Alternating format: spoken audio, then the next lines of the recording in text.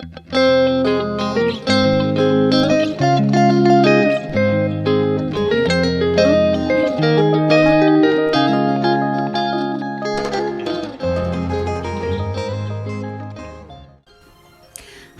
salut!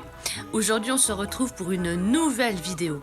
J'espère que tu aimes les histoires effrayantes parce qu'aujourd'hui je te raconte de celle de Stingy Jack. C'est parti, let's go!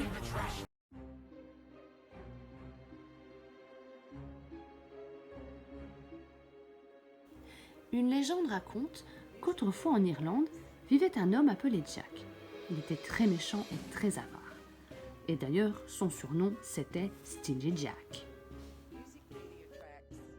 Ce dernier aime jouer des tours à son entourage, boire jusqu'à plus soif dans les pubs de la région et faire preuve de la plus grande méchanceté envers ses proches.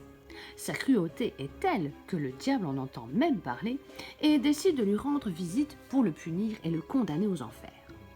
Descendant sur terre, le diable trouve Stingy Jack en train de tituber à travers la campagne irlandaise. « Jack, tu as été cruel tout au long de ta vie. Suis-moi que je te condamne aux enfers pour l'éternité. » Malgré l'alcool, Jack ne se démonte pas et accepte. « D'accord, je te suis. Mais avant de m'emmener, offre-moi un dernier verre au pub. » Le diable réfléchit alors et ne voit pas d'inconvénient à accéder à cette demande. Il accepte et emmène donc Jack au pub le plus proche. Arrivé au comptoir, Jack commande une bière, mais ne trouve pas de pièces dans sa poche pour payer.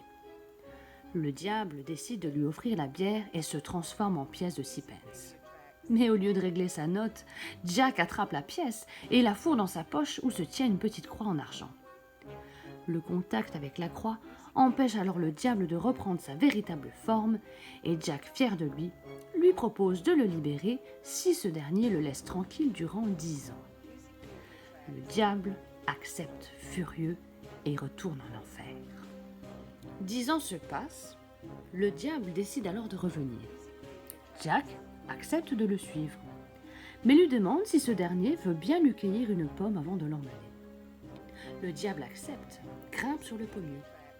Mais Jack alors sort son couteau de sa poche et grave une croix sur le pommier, piégeant alors une fois de plus le diable. « Libère-moi » vocifère le diable. Jack accepte alors de libérer à la condition que le diable le laisse tranquille à jamais, ce qu'il accepte. Bien des années plus tard, Jack meurt et se retrouve aux portes du paradis. Mais Saint-Pierre lui en refuse l'accès du fait de son ancienne vie dissolue. Jack se rend alors devant la porte des enfers et demande au diable de le laisser rentrer. « Je ne te ferai pas rentrer. Rappelle-toi la promesse que je t'ai faite. » Désespéré, Jack ne sait où aller. Il demande alors au diable quoi faire. « Retourne d'où tu viens. » Jack décide donc de retourner sur ses pas. Mais le chemin est sombre et effrayant et Jack a besoin de lumière pour progresser. Il demande alors au diable un peu d'aide. Le diable accepte et lui offre des braises issues de l'enfer, ce qui ne manque pas, qu'il met alors dans un navet pour faire office de torche.